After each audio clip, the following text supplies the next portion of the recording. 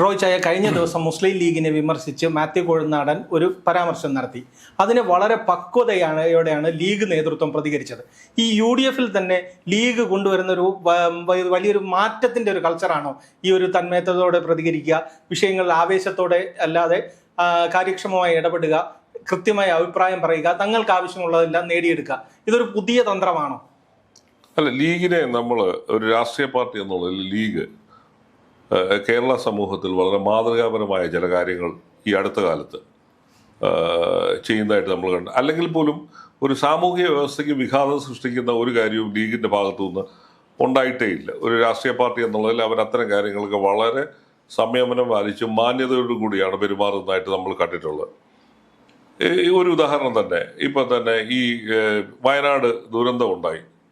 ചൂരൽമല, മുണ്ടക്കൈ ഭാഗങ്ങളിലുണ്ടായ ഉരുൾപൊട്ടലിനെ തുടർന്ന് ഭവനരഹിതരും ജീവിത സാഹചര്യങ്ങൾ നഷ്ടപ്പെട്ടവരെ പുനരധിവസിപ്പിക്കാൻ അവർ പണിത വീടുകൾ, കൃത്യസമയത്ത് തന്നെ വീട് പണിത് അവർക്ക് ഫർണിച്ചേഴ്സ്, ആ വീട്ടിൽ താമസിക്കാൻ ആവശ്യമായ വസ്തുവകൾ ഉൾപ്പെടെ കട്ടില്, അങ്ങനെയുള്ള ഫർണിച്ചറുകളെല്ലാം ചേർത്താണ് ആ കുടുംബത്തിന്, ഓരോ കുടുംബത്തിനും കൊടുത്ത് അവരതിനകത്ത്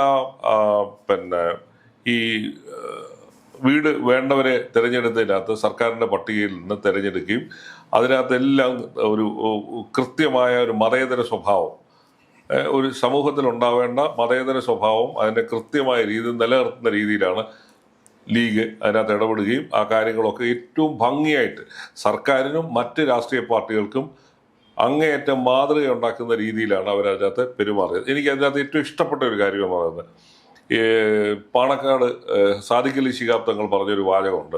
അതായത്, നിങ്ങൾ ഈ വീടിൻ്റെ അവിടെ ചെന്നിട്ട് നിങ്ങൾ എന്തോ അധികാരം കൊടുത്ത് അല്ലെങ്കിൽ നിങ്ങളുടെ സൗജന്യത്തിൽ പണിത വീടാണെന്നൊരു ധാരണ ഉണ്ടാക്കുന്ന രീതിയിൽ ആ വീട്ടുകാരുടെ അടുത്ത് പെരുമാറുകയോ അവരെ ആ രീതിയിൽ കാണുകയോ ചെയ്യരുത് എന്ന് പറഞ്ഞ് അതിനകത്ത് എല്ലാ സന്ദേശമുണ്ട്. അതായത്, അവർ നിങ്ങളുടെ ഔദാര്യം പറ്റി ഇവിടെ വീട്ടിൽ കയറി കിടക്കാൻ പറ്റുന്നവരാണെന്ന് തോന്നലുണ്ടാക്കരുത്.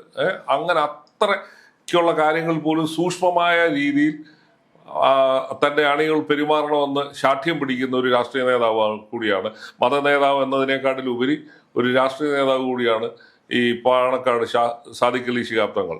അപ്പോൾ ലീഗ് അത്തരം കാര്യങ്ങൾ പുലർത്തുന്ന മാന്യത എന്ന് പറയുന്നത് നമ്മൾ കണ്ടുപിടിക്കേണ്ട. രണ്ടാമത്തെ ഒരു കാര്യം, ഇത്തവണ തെരഞ്ഞെടുപ്പ് വന്നപ്പോൾ അവർ സീറ്റുകൾ കൂടാൻ എല്ലാ അർത്ഥത്തിലും കൂടി ചോദിക്കാൻ ഏറ്റവും കൂടുതൽ അർഹതയുള്ള ഒരു രാഷ്ട്രീയ പാർട്ടിയാണ് UDF-ലെ ലീഗ് എന്ന് പറയുന്നത്. പക്ഷേ അവരൊരു നിലപാട് സ്വീകരിച്ചു. ഞങ്ങൾക്ക് നിലവിലുണ്ടായിരുന്ന കഴിഞ്ഞ തവണ മത്സരിച്ച അതേ സീറ്റുകൾ മാത്രമേ ചോദിക്കുന്നുള്ളൂ. അതിനൊരു കാരണം ഉണ്ടായിരുന്നു. അത് അവർ പരസ്യമായി പറഞ്ഞില്ലെങ്കിൽ പോലും അവരതിന് പറയാൻ കാരണം, BJP-യും CPM-ഉം തെരഞ്ഞെടുപ്പ് വരുന്നതിന് മുമ്പ് തന്നെ പറഞ്ഞു UDF അധികാരത്തിൽ വന്നാൽ ലീഗ് കയറി നിരങ്ങും, അവരായിരിക്കും അധികാരം കൈയാളുന്നത്, അവരായിരിക്കും ഭരണം നിയന്ത്രിക്കുന്നത് എന്നൊക്കെയുള്ള ആക്ഷേപം മുന്നിൽ കണ്ട് അത്തരം ഒരു സംസാരത്തിനോ ആക്ഷേപത്തിനോ ഇട കൊടുക്കാതിരിക്കാൻ വേണ്ടി വളരെ ബോധപൂർവം, വളരെ ജാഗ്രതയോടുകൂടിയാണ് ഈ ലീഗ് ഇത്തവണ സീറ്റ് നിർണയ ചർച്ചകളിൽ ഇടപെട്ടതും ഒരു തരത്തിലുള്ള അസ്വാരസ്യം ഉണ്ടാക്കുകയോ ഒരു സമ്മർദ്ദം ചെലുത്തുകയോ ഒന്നും ചെയ്തിട്ടില്ല. അപ്പോൾ തികഞ്ഞ മാന്യതയോടുകൂടിയാണ് ആ രാഷ്ട്രീയ പാർട്ടി പൊതുസമൂഹത്തിൽ ഇടപെടുകയും മാറിയ രാഷ്ട്രീയ സാഹചര്യത്തിൽ എല്ലാവരെക്കാട്ടിലും ഏറ്റവും വൃത്തിയായ രീതിയിൽ കാര്യങ്ങൾ കൈകാര്യം ചെയ്യുക. ഒരു അവസരവും ഇല്ലാതാണ് അവരുടെ സീറ്റ് നിർണ്ണയം നടന്നത്. അതേപോലെ തന്നെ UDF-ന്റെ നേതൃത്വമായിട്ട് ഒരു തരത്തിലുള്ള അവസരവും ഉണ്ടാക്കാതെ അവർ കൃത്യമായി സ്ഥാനാർത്ഥി നിർണയവും സ്ഥാനങ്ങൾ എല്ലാം നടന്നു. ആ തുടക്ക ദിവസങ്ങളിലെ കണ്ട് ഒരു മുൻ MLA രണ്ടത്താണി ഈ സീറ്റ് കിട്ടാത്തതിന് ഒരു അസ്വസ്ഥയുണ്ട്. പക്ഷെ മിനിറ്റുകൾക്കുള്ളിൽ അയാളെ വിളിച്ച് സംസാരിക്കുന്നു, പ്രശ്നം സെറ്റിൽ ചെയ്യുന്നു. അത് ഒരു തരത്തിൽ പോലും പുറത്തു പോകാതെ അവരവരുടെ പാർട്ടിക്കുള്ളിൽ തന്നെ നിർത്തിക്കൊണ്ട് ആ ഇഷ്യൂ സെറ്റിൽ ചെയ്യുന്നു. അപ്പം ഇതെല്ലാം തന്നെ സൂചിപ്പിക്കുന്ന ഒരു ലീഗ് എന്തോ വലിയൊരു കുഴപ്പം പിടിച്ച പാർട്ടിയാണെന്ന് പ്രതീതി ജനിപ്പിക്കാൻ BJP-യേക്കാൾ ശക്തിയായിട്ടാണ് ഈ CPM പ്രയോഗിക്കുക. കാരണം ബാലനും മുൻ മന്ത്രി AK ബാലനും സജി ചെറിയാനും ഒക്കെ തന്നെ നമ്മുടെ മുഖ്യമന്ത്രി പിണറായി വിജയനും ഒക്കെ തന്നെ മുസ്ലിം ലീഗ് വർഗീയത പടർത്തുന്ന ഒരു പാർട്ടിയാണെന്ന രീതിയിലുള്ള പരാമർശങ്ങൾ പലപ്പോഴും നടത്തുമ്പോൾ പോലും അവരതിനെ ഒരു തരത്തിലും ഒരു പ്രകോപനം ഉണ്ടാക്കുന്ന സംഭാഷണം നടത്താൻ അല്ലെങ്കിൽ ഒരു വാക്ക് പറയാൻ ലീഗ് നേതൃത്വം തയ്യാറായിട്ടില്ല. അത് ഈ കഴിഞ്ഞ കാലങ്ങളിലൊക്കെ ലീഗ് വളരെ വ്യത്യസ്തമായ രീതിയിലാണ് ഈ രാജ്യത്തുള്ള നിലവിലുള്ള സാമൂഹിക അവസ്ഥയോട് അവർ പ്രതികരിക്കുന്നത്. അതുകൊണ്ട് തന്നെയാണ് വെള്ളാപ്പള്ളി നടേശന്റെ ഈ വർഗീയ ഈ വർഗീയ വിഷം ചീറ്റുന്ന പരാമർശങ്ങളോടൊന്നും തന്നെ അവർ ആ നാണയത്തിൽ അവർ പ്രതികരിച്ചിട്ടില്ല. അതുകൊണ്ട് തന്നെ അവർക്ക് പൊതുസമൂഹത്തിലും എല്ലാ സമൂഹത്തിലും അവർക്ക് കിട്ടുന്ന വലിയൊരു അംഗീകാരമുണ്ട്. അപ്പൊ ലീഗ് എപ്പോഴും ഒരു കറക്ഷണൽ ഒരു ഫോഴ്സ് ആയിട്ടാണ് UDF-നകത്ത് നിൽക്കുന്നത്. ഏറ്റവും വലിയ ഉദാഹരണമാണ് ലീഗിനെ കുറിച്ച് ഭയങ്കര ബഹുമാനവും ആദരവും തോന്നുന്ന ഒരു കാര്യമാണ് ലീഗ് ഇത്തവണ VS ജോയി എന്ന് പറയുന്ന കോൺഗ്രസിന്റെ DCC പ്രസിഡന്റിനെ തവനൂര് പോലെ 1% പോലും ക്രിസ്ത്യാനികൾ വോട്ടില്ലാത്ത ഒരു സ്ഥലത്ത് നിർത്തി അവരുടെ സ്ഥാനാർത്ഥിയെ ജയിപ്പിക്കുന്ന പോലാണ് VS ജോയിയെ അവരവിടെ നിർത്തി. അതിനകത്ത് വേറെ ഒരുപാട് സന്ദേശങ്ങളുണ്ട്. അതായത് കേരളത്തിൽ ഇന്ന് നിലനിൽക്കുന്ന മതേതര നിലപാടുകൾക്കുള്ള ഏറ്റവും വലിയ അംഗീകാരമാണ്. അതായത് ഇതാണ് റിയൽ കേരള സ്റ്റോറി എന്ന് പറയുന്നത്.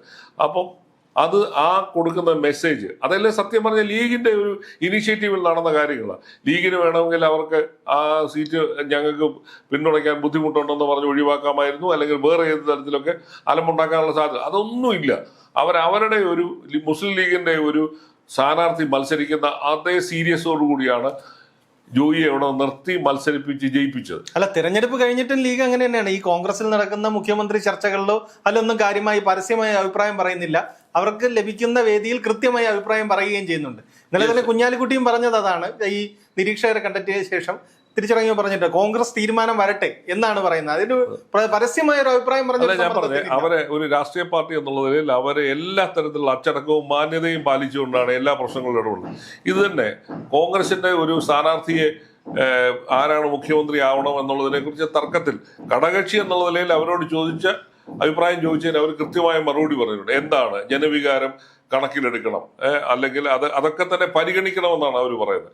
അപ്പൊ അത് പൊതുസമൂഹത്തിൽ ഉണ്ടാക്കുന്ന ഒരു ചലനമുണ്ട്, കോൺഗ്രസ്സുകാരുടെ ഇടയിൽ ഉണ്ടാക്കുന്ന വലിയൊരു ഒരു എന്താ പറയുക സ്വീകാര്യതയുണ്ട്. അപ്പൊ ഇതെല്ലാം സൂചിപ്പിക്കുന്നത് ലീഗ് എന്ന പാർട്ടിയെ കുറിച്ച് പുറത്തു പറയുന്ന അപവാദങ്ങളെക്കാട്ടിലൊക്കെ തന്നെ വളരെ വ്യത്യസ്തമായ തരത്തിലാണ് ആ പാർട്ടി പൊതുസമൂഹത്തിലും നമ്മുടെ രാഷ്ട്രീയത്തിലും ജനാധിപത്യത്തിലും ഇടപെടുന്നു എന്നുള്ളതിന് ഏറ്റവും വലിയ തെളിവാണ്. പിന്നെ കോൺഗ്രസിന് കഴിഞ്ഞ ആ 50 വർഷത്തിനിടയിൽ കോൺഗ്രസിന് ഇത്രയും ശക്തമായ, കോൺഗ്രസിനെ പിന്തുണയ്ക്കുന്ന, കോൺഗ്രസിന്റെ നിലപാടുകളോട് ചേർന്ന് പോകുന്ന ഒരു ഘടകകക്ഷിയെ കോൺഗ്രസിന് കിട്ടിയിട്ടില്ല.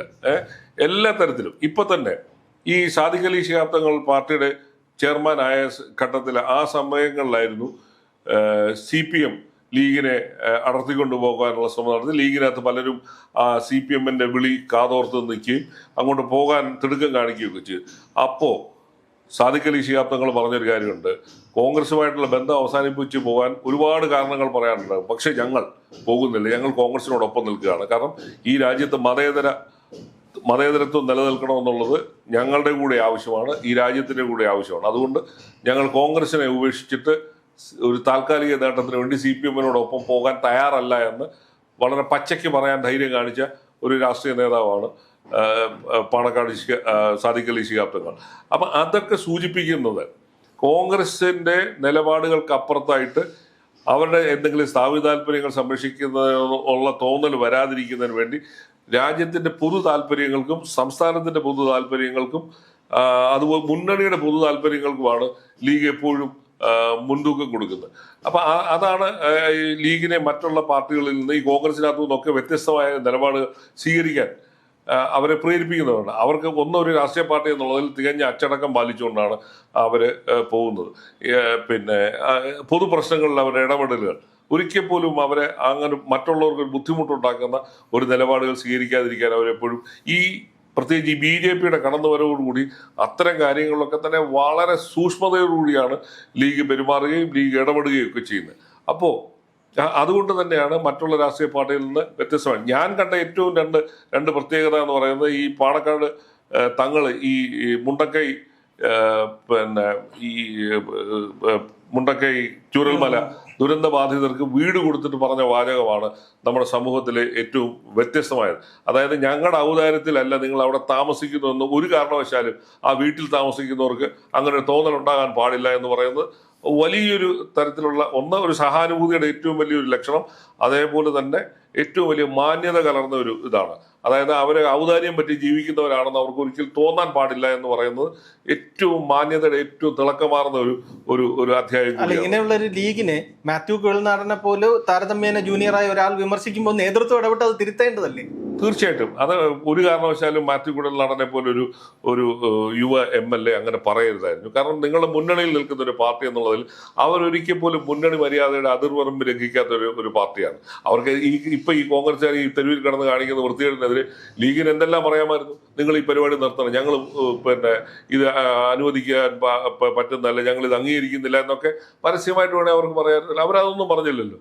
അപ്പൊ ഈ കുഴൽനാടൻ പറഞ്ഞത് തന്നെ വളരെ മോശം ഒരു കാര്യമായിട്ടാണ് പൊതുവെ എല്ലാവരും വിലയിരുത്തപ്പെടുകയും അതൊരു ശരിയായ കാര്യമല്ല. ഒരു മുന്നണി മര്യാദയ്ക്ക് അത് പരസ്പരം എന്താണ് അങ്ങോട്ടും ഇങ്ങോട്ടും ഒരു പാർട്ടിയുടെ ആഭ്യന്തര കാര്യങ്ങളിൽ ഇടപെടില്ല എന്ന് പറയുന്ന ആ മുന്നണി മര്യാദ എല്ലാവരും പാലിച്ചു പോകുന്ന അതിനിടയിൽ കയറിയാണല്ലോ ഈ ഡയലോഗ് അടിച്ചത്. ലീഗ് ഏതെങ്കിലും തരത്തിൽ ഇന്നാരി സ്ഥാനാർത്ഥിയാകണമെന്ന് പരസ്യമായിട്ട് ഒരു പ്രസ്താവന അവർ നടത്തില്ല. അവരാകെ കൂടി പറഞ്ഞെന്താണ് ജനവികാരം കണക്കിലെടുക്കണം. അതിനകത്ത് എന്താ തെറ്റ്? അതിനകത്ത് ഒരു മുന്നണി മര്യാദയുടെ ലംഘനമോ കോൺഗ്രസിന്റെ ആഭ്യന്തര കാര്യങ്ങളിലോ അവരിടപെട്ടിട്ടില്ലല്ലോ. അവരൊരു തരത്തിലും ഇടപെട്ടിട്ടില്ല. അവരെന്നാലും ഒരു രാഷ്ട്രീയ പാർട്ടി ഇടപെട്ടിട്ടില്ല. ഈ മുന്നണിയിലെ ഇവരുടെ ഘടകകക്ഷികൾ എന്ന് പറയുന്നത് ആരും ഇടപെട്ടിട്ടില്ല. അപ്പൊ അത് ഒരു സാമാന്യ മര്യാദയുടെ ലംഘനമാണ് കുഴൽനാടൻ നടത്തിയത്.